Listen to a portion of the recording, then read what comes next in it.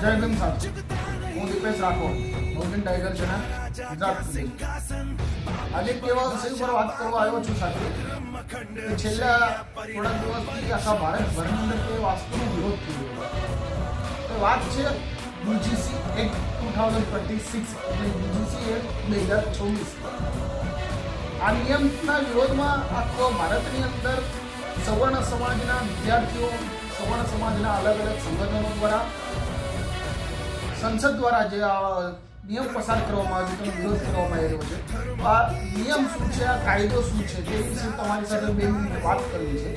આ એ જ વિષયની ચર્ચા છે યુજીસી એક્ટ 2026ની. યુજીસી એક્ટ એટલે ભારતની અંદર આવેલી યુનિવર્સિટીઓ અને કોલેજોની અંદર જે જાતિવાદના નામ ઉપર સવર્ણ સમાજના જે વિદ્યાર્થીઓ દ્વારા એસસી એસટી ઓબીસી સમાજના વિદ્યાર્થીઓ ભાઈ અને બહેનોની જે રેગિંગ કરવામાં આવે છે, જે જાતિ આધારિત જે અપમાનિત કરવામાં આવે છે તેના વિરુદ્ધમાં કડકાઈપૂર્વક એક્શન લેવા માટેનો કાયદો જે પસાર કરવામાં આવ્યો છે તેના વિરોધમાં આજે વિદ્યાર્થીઓ દ્વારા, સવર્ણ સમાજના લોકો દ્વારા અને વિવિધ સંગઠનો દ્વારા વિરોધ પ્રદર્શનો કરવામાં આવે છે.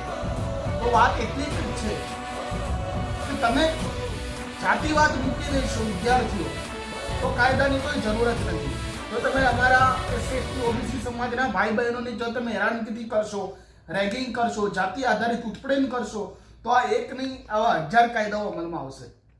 ભારત રત્ન ડોક્ટર બાબા સાહેબ આંબેડકર દ્વારા દેશનું સંવિધાન જે અમલમાં આવ્યું છે, સંવિધાનના નિયમો અમિત શાહ જે આપણા દેશના ગૃહમંત્રી કહી ગયા છે સંસદની અંદર कि संसद के द्वारा जो बनाया गया कानून है वो सबको अपनाना पड़ेगा और पालन भी करना पड़ेगा. तो યુજીસી કાયદો પણ તમારે અપનાવવો જ પડશે અને પાલન પણ કરવું પડશે અને તમારી અંદરની જે માનસિકતા છે જે જાતિવાદી તે પણ તમારે દૂર કરવી પડશે. કેન્દ્ર સરકારને પણ કહું છું, સુપ્રીમ કોર્ટને પણ કહું છું કે યુજીસી એક્ટ 2026 100% અમલમાં લાવવો એ સરકારની ફરજ છે અને અમે અમલમાં લાવીશું. એક વિદ્યાર્થી તરીકે અને એક એસએસટી સ્ટુડન્ટ તરીકે તમામને મારી વિનંતી છે. જય ભીમ, નમો બુદ્ધાય.